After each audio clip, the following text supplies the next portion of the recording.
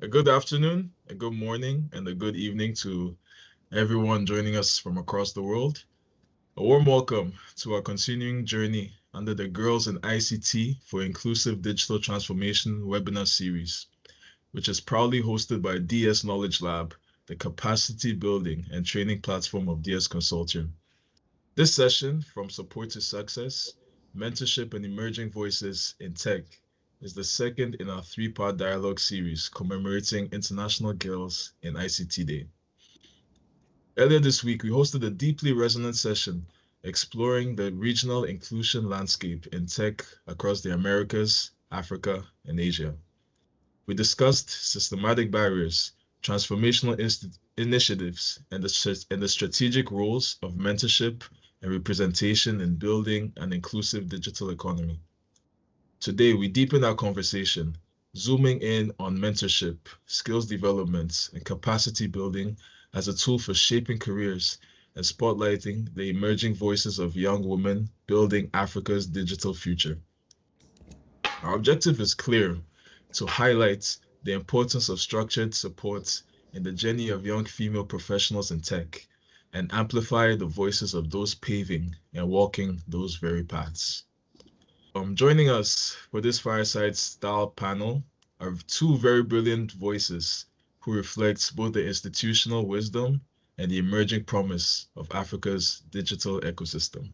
First off, we have Ms. Jochebed Ifua Basil. She is a recent graduate of Ashesi University.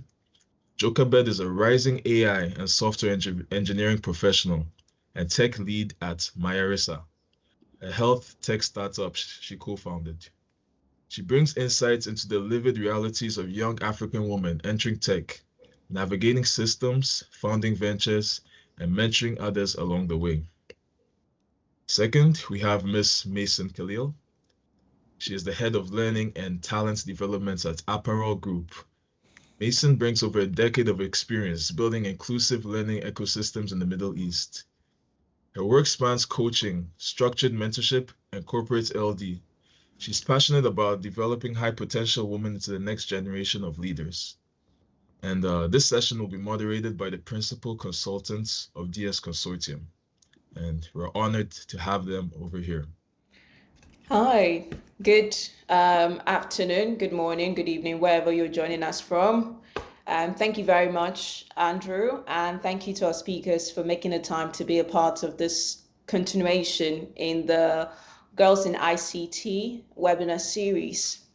As you know, we'd already touched on the overview. This is the second part of the series where we're looking at from support to success. So earlier on this week, which was on Tuesday, we had three phenomenal senior executive leaders in their own various fields across the globe, from Asia, North America, and Africa, sharing with us some insight into their region, what sort of support or initiatives are driving inclusive digital economy for our girls and young women.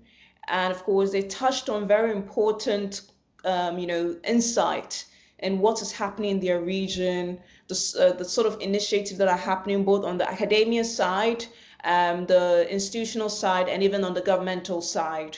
And so this conversation today is to build on top of that narrative we've already established into once our young women are out of grad school, are out of the university and are graduate now, and they're now in the workforce or part of the workforce, what sort of support do they need or require, and what sort of support is in place for them in the working environment to enable them thrive or to succeed.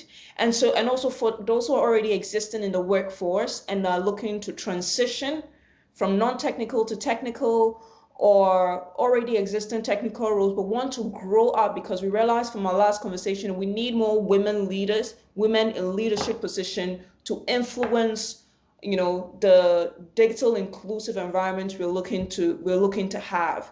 And so what sort of support initiative and that are currently in the workforce to do that. So that's why today we have Mason, who is the head of learning and development at Apparel Group, and of course Jochebed, who is a recent grad and is already a tech lead at her health tech startup. So we'll have that conversation, find an intersect in between those, an emergent voice and someone who is actually training or has trained emergent voices and women leadership or leadership in that regard. And so welcome to the session. We'll get right into it, starting off with our very first part of the conversation, which is on mentorship as a catalyst for growth.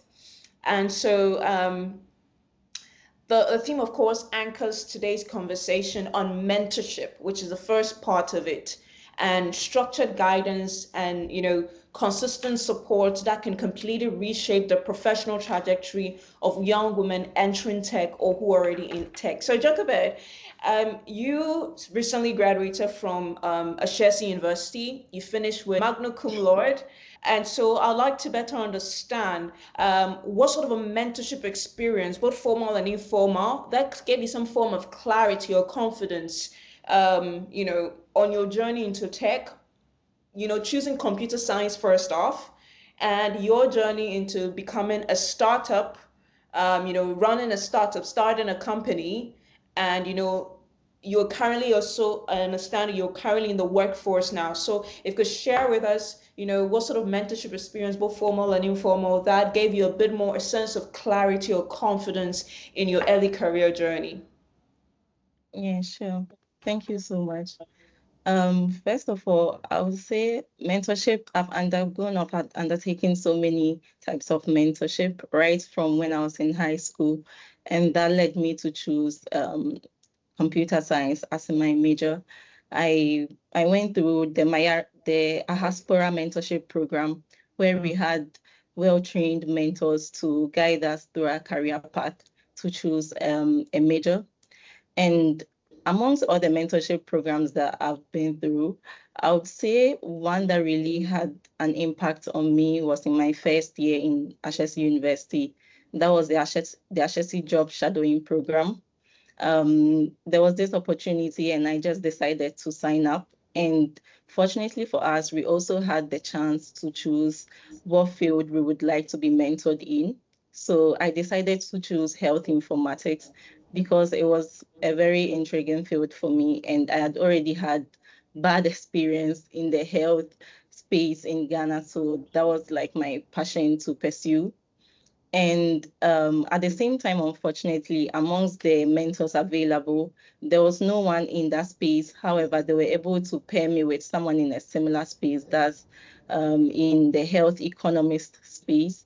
And even though she wasn't directly in my space of interest, she went ahead to look for opportunities and people to connect with for me. And most importantly, she went ahead to pay for a course in health informatics from Hopkins University. And it was a 4-week course.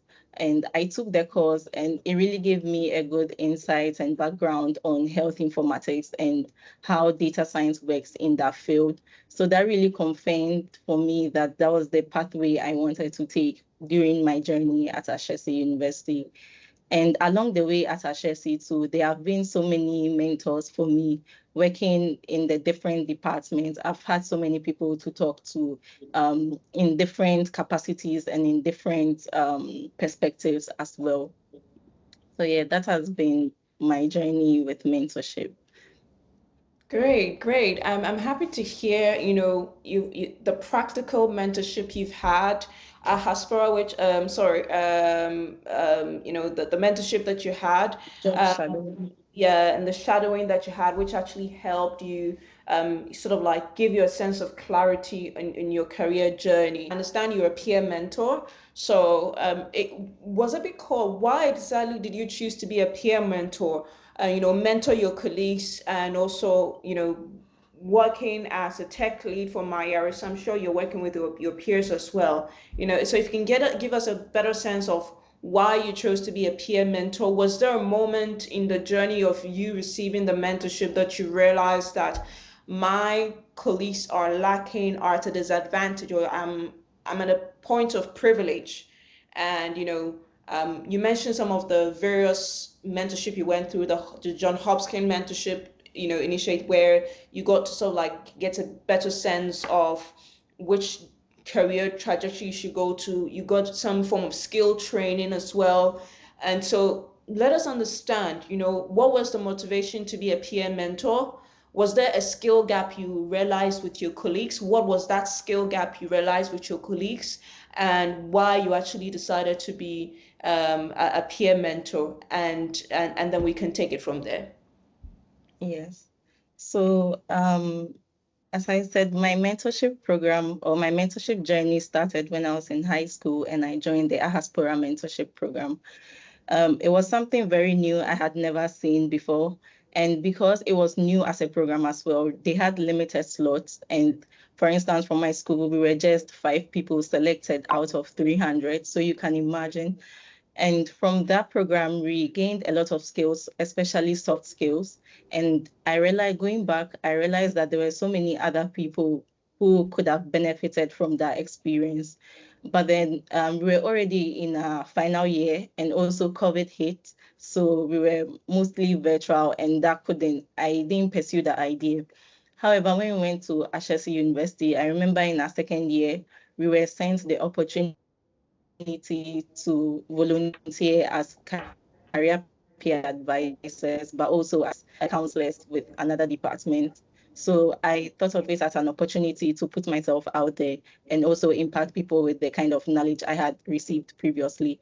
And it also it also offered the opportunity to learn how to help people to prepare themselves for their career and not necessarily wait for the opportunity before they prepare themselves, like how to write a CV, your resume, the difference, a cover letter, and all that. So I realized that even though these programs are there, the capacity is not a lot, it's limited. So maybe in my own space or in my own perspective as well, I could start something with my peers. Great. And in terms of my as well, we are also working, yes, as you mentioned, I'm also working with my peers. And one thing that we do, or one thing that the management team does, is to have bi-weekly career development sessions. So with my skills and knowledge that I gained from my various peer advisory programs, we've put together a supporting framework for our interns especially. Great. Thank you very much for sharing, insight into why you are a peer mentor, what actually led you to be a peer mentor. And I like the fact that you mentioned a very important, the soft skill part, which is something that I believe Mason is more familiar with, in terms of the relevance of that soft skill to complement technical skills or technical acumen in the work environment or business setting. And so, Mason, coming in, you sit at a very vantage point as a corporate learning and development leader, and so you're more exposed to mentorship, skills development, and capacity building, right? So what does impactful mentorship look like when it's from your perspective, when it's designed intentionally into the workplace culture? And I ask this because Jochebed had mentioned something on soft skill. So what does it actually, and she benefited from a soft skill mentorship. So what does it look like, when an impactful mentorship is designed intentionally into the workplace culture?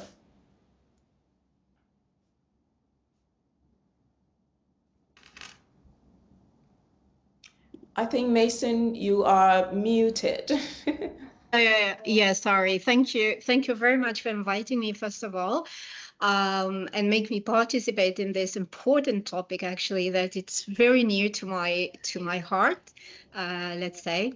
So yes, actually, coming to the subject of, your question, when mentorship is intentionally embedded into workplace culture, it shifts actually from being a side initiative to a strategic driver of growth and inclusion.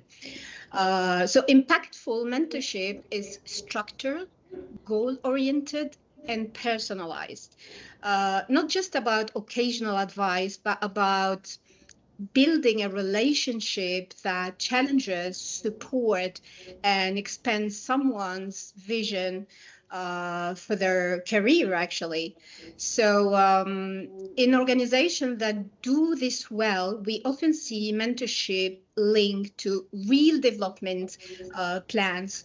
And for instance, I have come across actually a program where junior women in tech or outside the tech as well, actually, as I am as well in retail, are paired usually with senior leaders who don't just guide them, but also help them shape quarterly reports, prepare for presentation, or navigate performance review as well. So this structure touch points seem to make measurable difference in confidence and growth. Um, I would say as well, we see real result when mentorship is paired with visibility and stretch opportunities. For early career women in tech, this means access to decision-making spaces, to feedback loops, and sponsors who advocate for them behind closed door as well.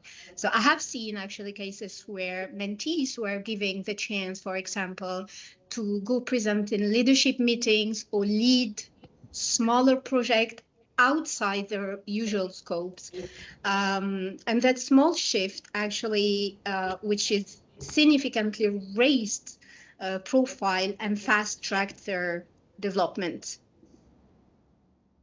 Great, great. Thank you very much for mentioning that. I like some of the things they said where you pair, what I would call these emerging voices with senior leadership, and they mentor them and guide them in their trajectory, which is such a fantastic way how we can, create an enabling environment in the workplace where this is intentionally embedded into the workplace culture, and that we are seeing how impactful this form of mentorship model works for them.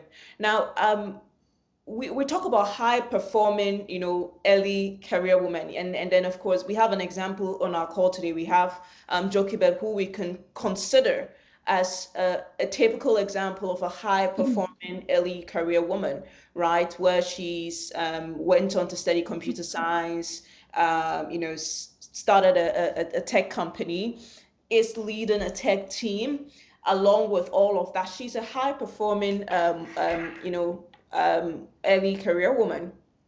But then from your perspective and where you sit, what sort of patterns or traits, moving away from Jochebed, what sort of patterns and traits do you often observe in high performing early career women who've been well mentored? And if you can give us an example of, in your setting, what sort of traits or patterns have you gone on to see with, someone who came in, was a high performing person, all right, perhaps they are self-motivated, they don't need anyone to tell them to learn any skill, whether soft skills or technical skills.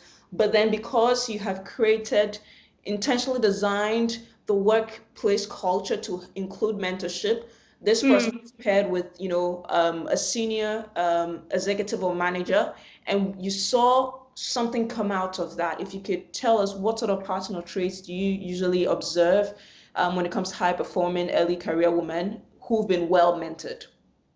Right. Actually, if we will talk about as for traits and high-performing women who have benefited from strong mentorship, often display a couple of patterns, actually. I will mention three of them here. For example, the confidence and clarity. They usually articulate their goals and decision with convictions.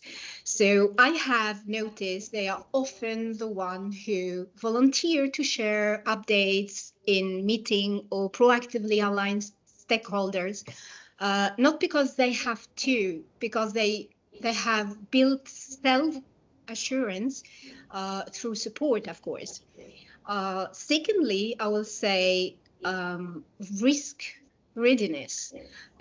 So they are more willing to take on challenges, project, and navigate ambiguities. They are also more likely to step outside their comfort zone. So actually, I have been seeing mentees apply for stretch roles, speak at internal events, or lead initiatives they initially thought they weren't ready for it, often because their mentors encouraged them to try. I would like to add as well the adaptive influence. They know how to lead even without authority in critical skills and fast-moving environments. It's not uncommon, actually, to see junior team member become the informal go-to for cross-functional collaboration. Someone who pull people together and keep that momentum simply by being credible and solution focused. So what I want to say actually, and to conclude this, it's actually intentional mentorship doesn't just build better employee, it builds actually future leaders. Great, great. It does build future leaders, and that's why we're having this conversation here when it comes to this particular conversation on support to success. And I like what you mentioned about how they take initiative, and that's a common reference since last Tuesday. One of our speakers, Cher Fox, had mentioned about taking initiative as women in the work environment, whether you're an early career woman or an existing professional woman looking to even transition. When the opportunities, you need to be able to raise your hand and step forward for it. And I like the fact that these are some of the traits you've seen or observed in high performing early career women who've been well mentored. And so we've had a very good conversation on mentorship and as a catalyst for growth. And we've cited examples of it from the early career woman or the emergent voice, and from the professional side as well as the corporate trainer who's also had first-hand experience observing these high-performing early career women and knowing what works in the workplace culture. But so moving away to the conversation on the next generation of ICT professionals, what currently we're terming as emergent voices in this particular setting. In other settings, they may be called Gen Zers and whatnot, right? I mean, we do know how much they are changing the narrative, or there's been a clear shift or gear into the actual experiences these young professionals want and are navigating from education to employment, right? So even with Jochebed moving on directly into the tech space and creating a startup, for instance, it's not new. It's been existing forever. However, we've seen a clear shift in how frequent that has become, where they consider that as a clear pipeline from education to employment, right? And we know how exactly it looks like for them and what the gaps are, but we're not really sure clearly. So, Jochebed, you're out of school, for instance. You're still in the tech space. You've been in the tech space all along. You've gotten mentorship both on the soft skill to develop your soft skill side, which you're still developing, and then your technical acumen as well, right? What sort of barriers have surprised you the most as you're transitioning from grad school into the tech space?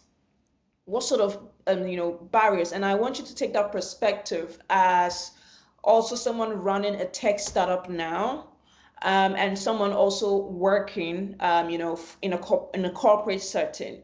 What sort of barriers have surprised you the most from transitioning from university into the tech space? Yeah, okay, thank you. So I would say there is so much ambiguity in real-world projects compared to the academic work. Even though the academic work has so much technical aspects involved, it's kind of ideal and it doesn't capture um, the little things or the challenges that you face in the real world working on a technical project. So I think there is that kind of gap where and also working on a product that's actually going to be commercialized and being used by or applied in the healthcare space is very different from what we experience in school. The dynamics are very different, and the things to take into consideration both in terms of technical knowledge, but also bureaucratic knowledge are very, very different. So I think there is that kind of gap in between. Yeah. Great, great. And I do bear with you. There's definitely a clear gap between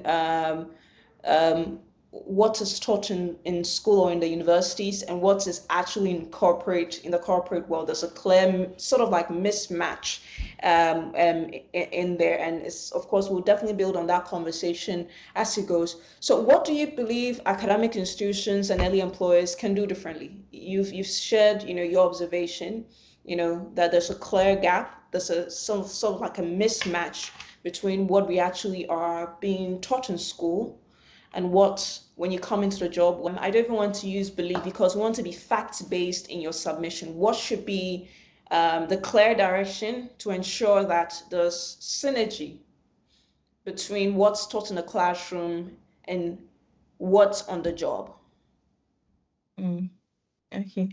So I think this has been something that in my final year at HSE, I noticed that was being done or they are trying to do is to actually put students on real world projects right from the beginning of the course with actual companies or let's say startups. Maybe for the corporate world, it would be a bit difficult because they have their own dynamics and there are so many things bureaucratic as there's so much going on there. But in terms of pairing them with local companies or startups would be a great idea for students to work on real world projects. And one other thing I would say is from the side of the institutions as well is to introduce students to methods of interviewing, especially in the tech space, because we realized transitioning from the university to the real world, we realized that there are so many things you would have to go through to actually get a role in tech. And right from the beginning, we weren't introduced to that. So maybe introducing students to how the interviewing process and what they need to do to get to that stage right from their first year would be a great addition. And also looking at it from the company's aspect or the employees aspect, also be open to actually have students to come on board to work on some of their projects. Maybe not the entire project, but aspects of it would also be great to transition.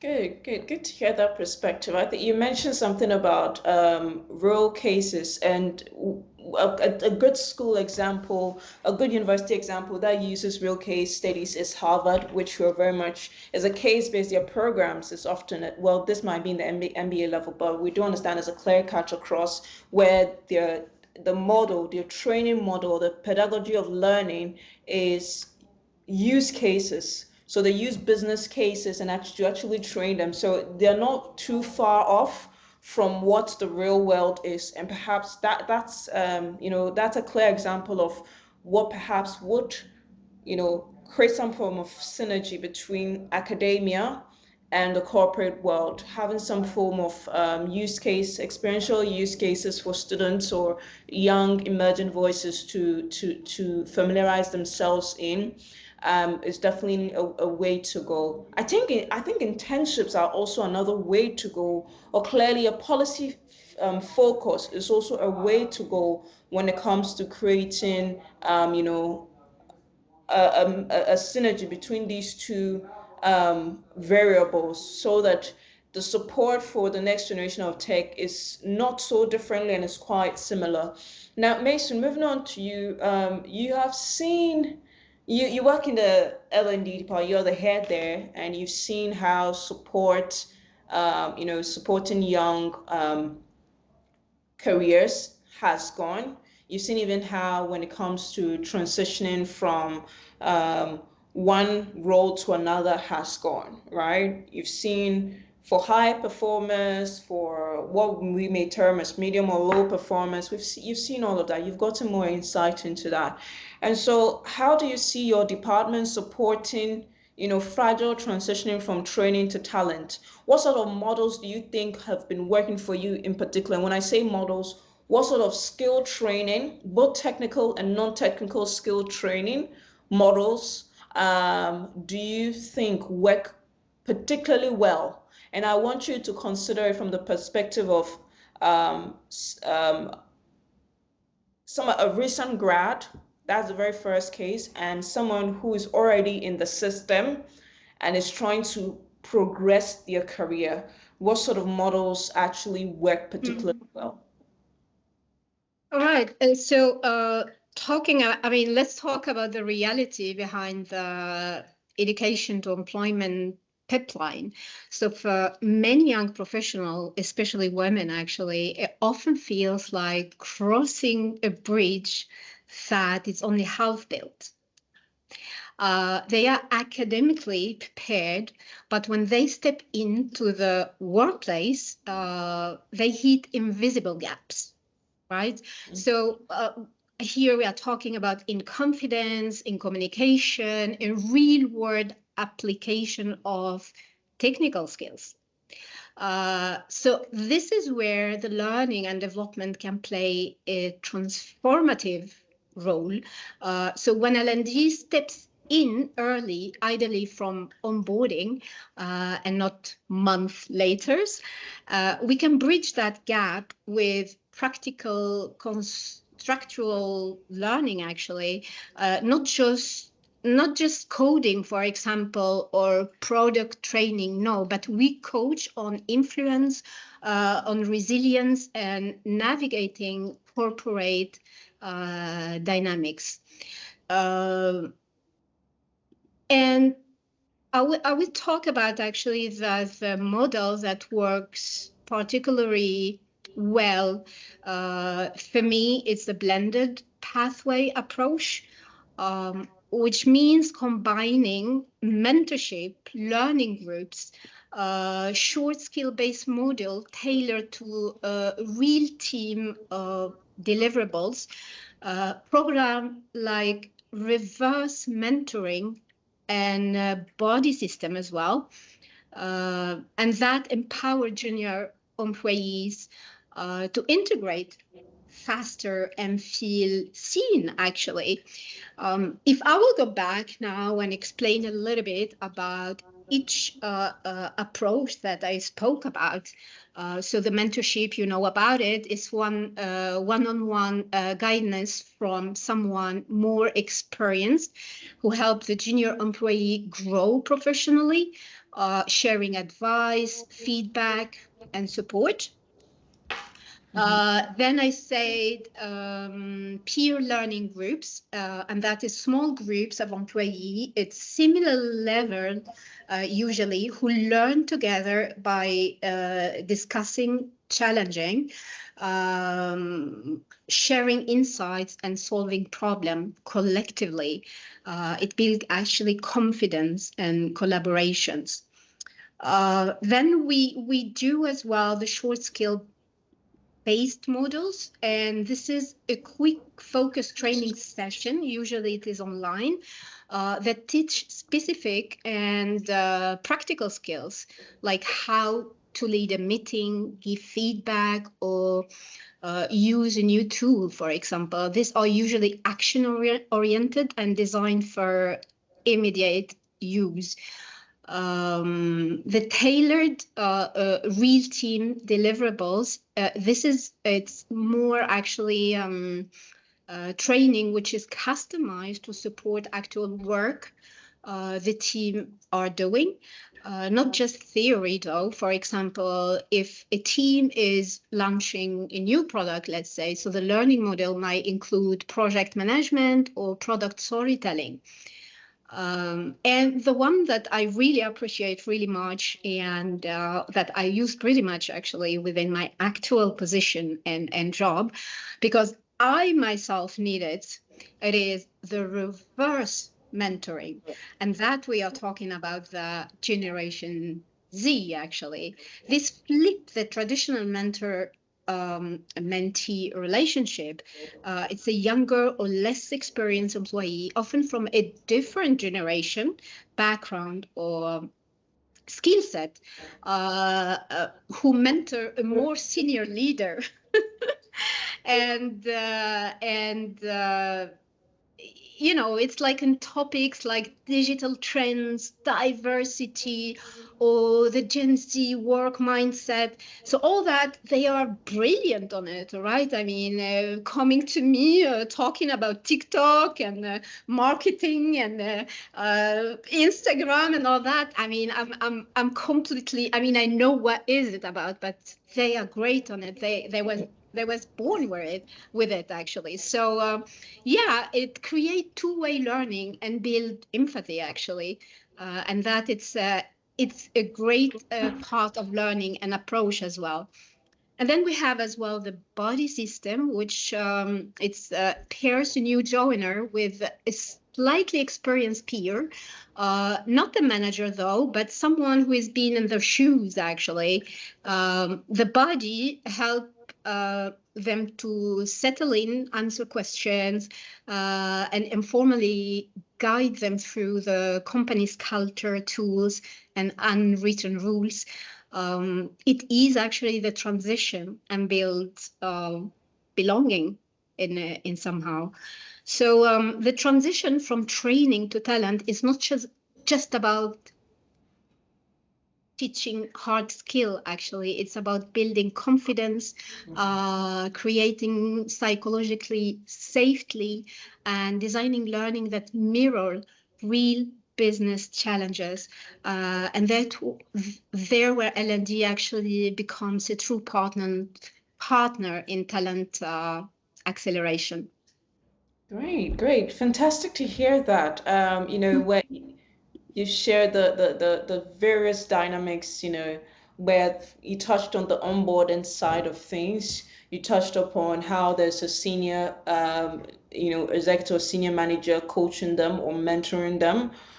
You touched on various training. So this is courses that they would perhaps take. You touch on the body system, which is in place to support the new joiner or the new person, you know, in their journey. You talked about, you know, it's not just the technical skills, because, you know, to succeed in the business environment, you don't just need technical skills. If it's just technical skills, you still be at the back bender, right? For you to grow and succeed and thrive, you need the soft skills as well. You need to know the unwritten rules, which is usually a challenge for many young people when they come to the corporate world. Such a big challenge for them because they don't understand. They just don't get it. Using the word or the term of someone that I know, they just don't get that bit, how the corporate world actually works, right? And so of course, that support is given to them as well, and for them to be able to navigate the corporate world. And you mentioned something that is very striking, how the early career women or the emergent voices, there's a switch over where they become a driving force on influence on a sort of training that, you know, happens in the corporate sector. And it's something that's always happened. I think every generation comes in its own thing, where one generation comes with its own interest and they come into the workforce. And so now HR has to make sure, the L&D team has to make sure that they are more, I think the word to use is that they are appealing to their interest. So they are interested in more digital skills aside the soft skills and all of that. So how do you leverage on things like social media So social media mining, which is very important, and even in the tech space, specifically when it comes to engagement or reach with driving various products, right? How do you mine the social media information that is being put on LinkedIn, Instagram, Facebook, etc.? Because that is data which organizations can leverage on and use it to drive business decision making. And these young emergent voices are interested in social media, and they understand how it works. They understand the importance of leveraging that data in social media to drive business or make a connection between the business operations to drive decision making. And I like how you mentioned that. I think that clearly with the advent of AI as well, we have seen how emerging voices are driving the narrative when it comes to, of course, AI is all over the place, right? Where various skills are coming up, and they are very much fascinated about it, learning how to, code in Python, learning how to build basic AI agents, even when it comes to chatbot has been there forever. But today we know that we can go a step further with chatbots to build various algorithms, machine learning algorithms, where now your call center and your experience center can leverage on these chatbots to, especially in the retail space, to interact with customers, right? So they are very much interested in that. And Jochebed, you are in the AI space. You're an AI enthusiast, and of course, I believe you're leveraging AI in your work, right? How do you believe emergent voices are driving AI, conversation or narrative or skills, and influencing the work culture? I know you've not been there, but you've seen, perhaps you're exposed to what's going on. So how do you believe that is happening? And what sort of skills and training or capacity building do you believe is required for, I mean, experience? it is a must. Like, actually, now I'm in a retail company, and AI pretty much used actually in the retail. AI actually, when it came very fast. It kind of started panicking a lot of employees as well, because we hear so much about the AI. And myself, I didn't get it actually. I mean, when did all this started, and when did they do all this? And oh my God, what should I do actually? But I mean, it's just about actually to understand the concept of it and how we can relate it to our business first of all, right? I mean, AI it's huge. It's first of all actually to start calm people in the company and as employee, because more than half of the people thought like that they would get fired and replaced by a AI person. But we tried actually, to make them understand actually the most important thing, that you will not lose your work, but people who don't understand how to use the AI, probably those are the targeted person who will not be in the company anymore. So from that, actually, I mean, definitely, actually, we started to cooperate and to see a couple of vendor for to relate that, actually, to relate the AI training for each department within our company. I mean, it can go from the IT to the marketing to us self-learning and development, to the HR department, to so on and so on, and how we could actually integrate that learning from an expert matter people, so they can come to our company and they can build on continuous learning, because it's going so fast. I mean, it's going so fast that we really need this continued training, right? I mean, the technology is going so fast, and we need this continued training, and this is what we have done. So you have to be awake from the beginning, and we have to adapt whatever technology, whatever AI, because without AI now, I think we are not able to do anything. And people started to understand and to figure out actually that this is great. This is making me save a lot of time. I'm doing so much more. I just need to understand how to manipulate it, how to integrate it to my role, to take advantage of it. And this is what we are doing actually. And reassuring as well. Still, people started to get reassured that they are not losing their position though. Great.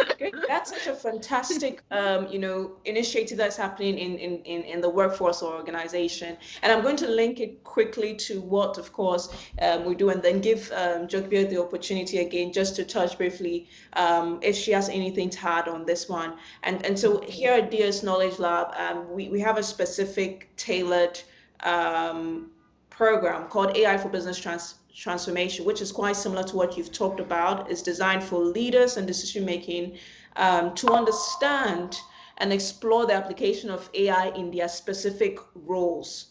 So there are certain aspects of your role where artificial intelligence could be employed or machine learning algorithm could be employed in to ease up your work. It's not, of course, going to take on your role, but even just for understanding of what artificial intelligence is about, because currently even what is on the ground, we've not gotten to the apex of AI yet. What we are currently doing is basic, model training. So development of the model and training the model, that's what we're doing. It's just building various machine learning algorithms and just training various having training data sets and testing data sets to ensure that the outcome of the model is right, intentionally the prediction of the model is right. So that's what we're currently, we've not gotten to the apex of things yet, but we can always use some of these things. And so that's a sort of model course that we have that sort of like helps organizations, especially senior leadership or even the experienced professionals who are more, have more years in their scope to understand and see various use cases in their space. And of course, those who have ethical concerns about it as well, right? And so, Jokiba, if you have anything else to touch on before we move into the next part of the conversation, what sort of real training, do you believe that people in the current workforce currently, there's so many that are going, but what specific trainings do you believe that the senior executive in a business, the manager, the junior analyst, what sort of AI trainings do you think they should focus on for a start to help them not get left out in a conversation or even in the development that is happening? You are coming in, you are disrupting, your generation is disrupting the way we do work, so from your perspective, you're more technical, but you're the non-technical people. What sort of AI-focused training should they consider? Okay. So from the non-technical point of view, I would say the ability to identify the kind of problem you are solving with AI. So even though AI can do a lot of things, it can also not do a lot. So having that kind of knowledge to identify whether AI is actually going to solve your problem or you need another kind of solution is very important. So having the mindset of systems design is very crucial for you to be able to identify what AI can solve and what AI cannot solve. For example, if you're in Africa or if you're in Ghana and you are designing a particular solution, you would have to know whether AI is going to work out because of the kind of environments we are in. It's very resource constrained. So you wouldn't go in for maybe something that's very high in cost like AI, but rather you would take in another approach. So I think the ability to actually know how to use the AI and also when to use it and whether it's beneficial to the kind of problem you want to solve. Great. Thank you so very much for sharing that perspective on it, on understanding basic system design and understanding your work and what you do as Mason has mentioned, and how AI can be used in that work or in that environment, and when to use it or even when to apply AI to solve your problems. Those are very brilliant, perspective both of you have shared in there. And so we're moving on to the next segment where we've talked about the catalyst to grow or succeed in the work environment for emergent voices. How emergent voices are influencing the next generation of ICT professionals, are influencing the sort of training and skills that are happening there today. We know that in the advent of AI, people in the workforce need to get exposed to various skill sets, new emerging skill sets and training. They need to understand how AI or machine learning could perhaps be applied to their work, in what way and how. Is it even relevant or necessary for them to apply? It's not just because AI is, there's a craze for it, so we have to go and search how we can do it, but then we have to get a clear understanding on our work design and the system design and in which areas we can actually use AI or different sort of solution to solve the problems that we have. And so we're moving away from all of that conversation to look at representation and visibility. We're going to be very mindful of time because this is the last part, right? In the last segment, we talked about visibility and we spoke about how having women leaders or leadership influences, the career trajectory of young women and even women professionals, those experienced professionals, and how they move from one stage of their career to the another. And I mentioned myself how I pivoted from investment banking, asset management into the tech space, leveraging on visibility and an opportunity in a management training program. And so Jochebed, before and of course Mason will come in, how do you believe visibility, and this is from your perspective as a tech founder and a peer mentor, how do you believe visibility is so crucial in the retention and long-term success of young women in tech? Thank you so much. So in terms of peer mentoring, I would say visibility is not just about being seen, but also being intentional about showing up, participating, being proactive for your own growth and development as a person. And also having the platform to see what you would want to become is very crucial and very encouraging to young women, because from my perspective and from my experience, I've had the opportunity to see so many people around me, both in school and even on social media like LinkedIn. I've come across so many people who have given me, I've approached and have given me the sense of belongingness that I can also make it. I can also become what I want to do. And also having the idea that everything is imaginable. You just have to put in the effort and being represented as well. Great. Thank you so very much for sharing that, showing up. It's very, very important, and so Mason, you of course would come in and then we'll give the opportunity for our audience. Audience, in the meantime, because of time, if you have any questions, please use a Q&A session to put in your questions. If you're joining us on LinkedIn, use a Q&A section or the comment section to ask your questions, so that when the time comes for them we can pick up your questions and answer them. So what does intentional representation look like in the organizational level? And this is in leadership, this is in training and opportunity design. And how can leaders, and you're a leader yourself, right? You have 15 years in the industry. And so from your perspective, how can we show up to truly build bridges for the next generation? All right. So This is for me the question, right? Yes. No, just to make sure, actually. So yeah, actually, intentional representation means, I mean, for me, it's means moving beyond tokenism. What does it mean, actually? It means making a symbolic effort to include people from underrepresented groups, just to appear inclusive without actually giving them real power or influence or support. I can give an example, for example, hiring a woman or minority just to tick a box, but not listening to their idea. So it's organization level. It shows up who gets promoted, who is on stage, who is designing training programs, and who is making decisions.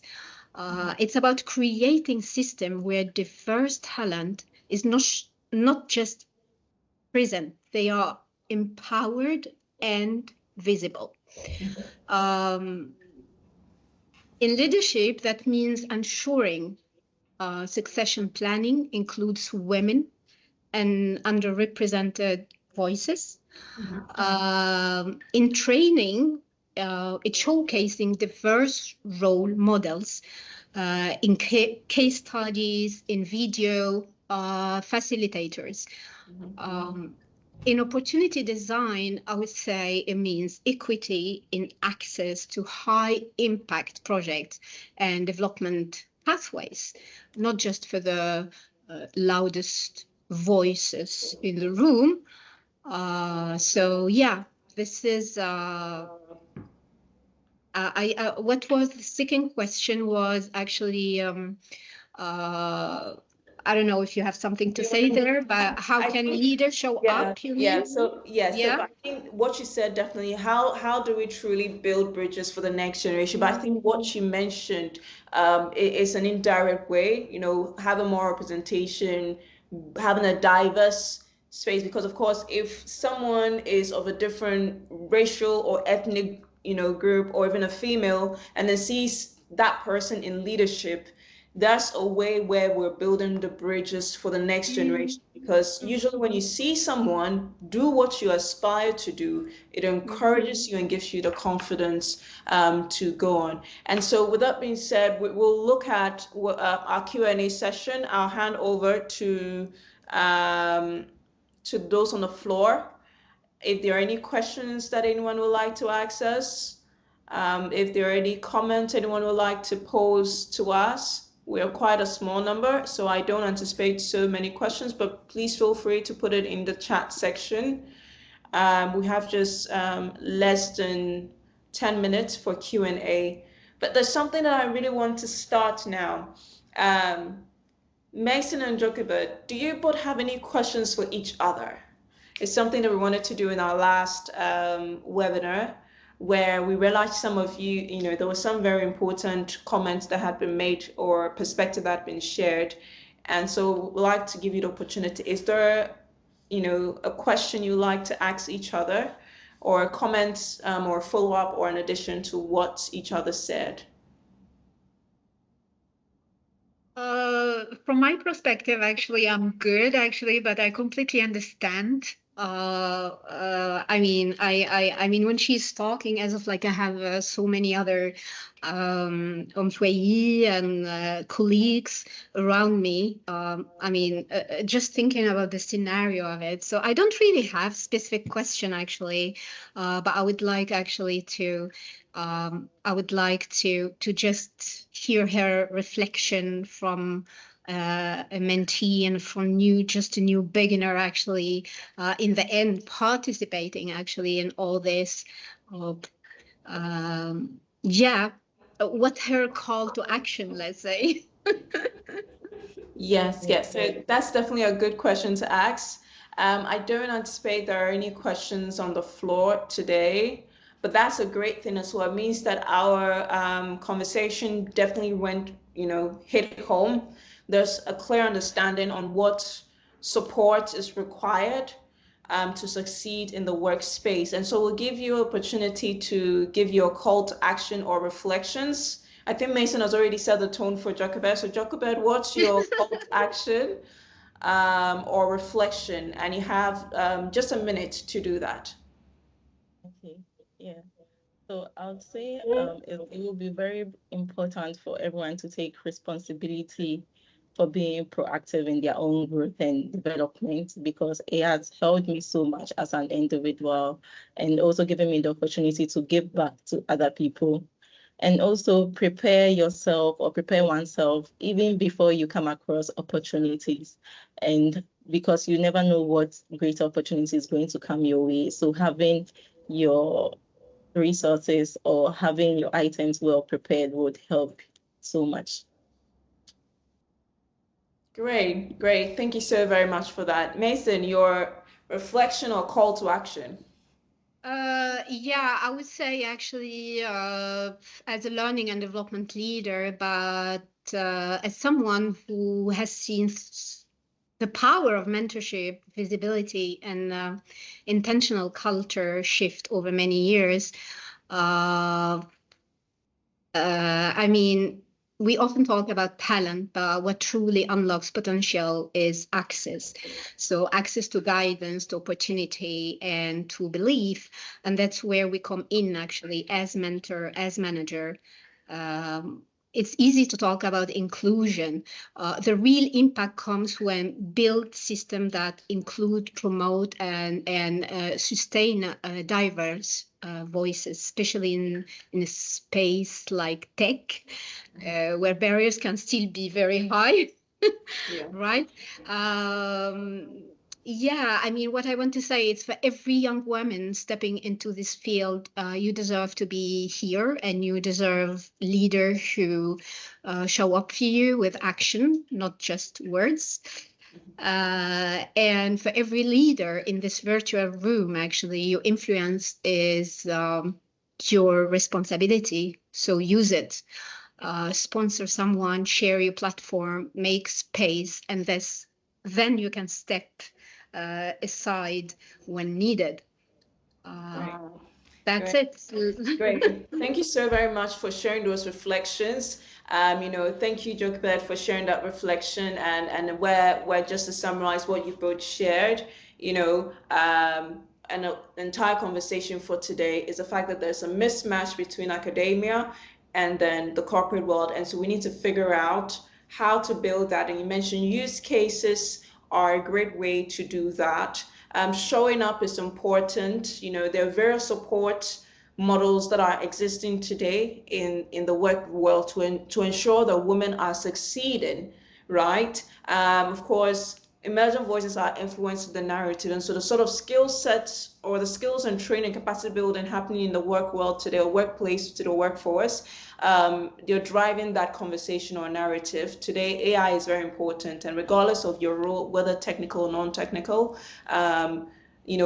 models are being created, training programs are being created for you.